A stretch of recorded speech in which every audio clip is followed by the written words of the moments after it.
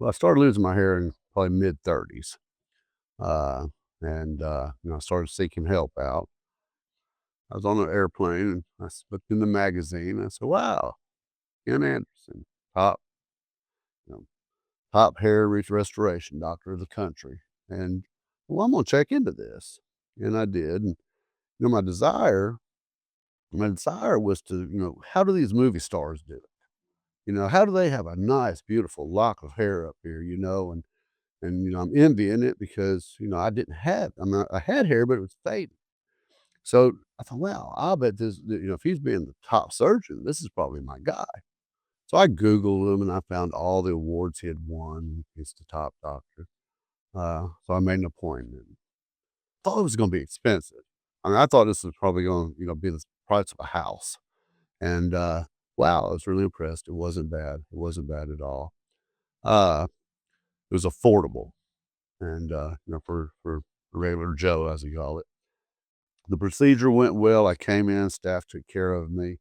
I went home and I was just amazed. I was just amazed that, I had this done and, there was this little time area I had to wait for the hair to come out and it almost seemed as if it didn't stop coming out once it started. I had the thickest, fullest head of hair. You see it now. And this is thinned out. That's the best part about that. That's why I'm here today is to kind of restore this a little bit, give it a little touch up. And Dr. Anderson makes that very clear to you. It's the transplant, you only have so many follicles.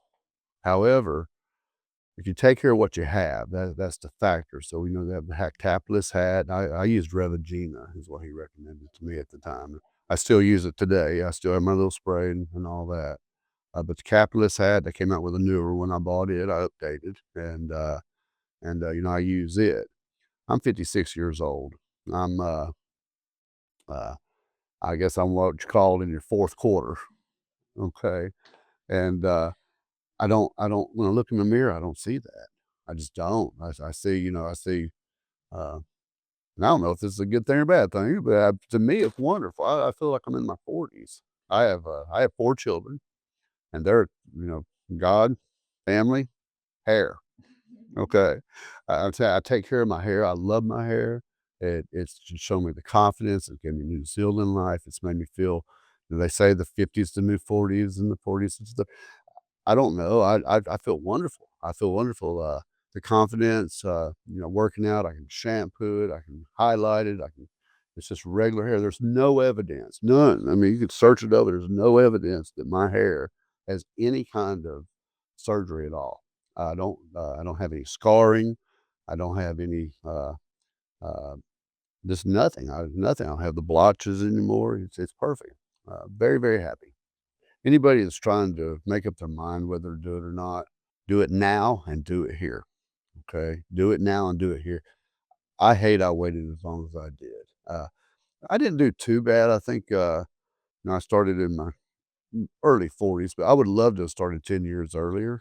I have no regrets. I have 0 regrets. Do it now, and mainly for the fact that the confidence, the when I look in the mirror, I feel great. I feel wonderful, and, where before I always kinda, uh, I wondered, what's next? What's next? What's the next thing in older age that's gonna happen to me, and along the negative lines versus looking in the mirror and going, "My gosh, I can't believe it. I can't believe it." So, I'll probably be the 70-year-old man running around with a beautiful set of hair, but my hair's number 3.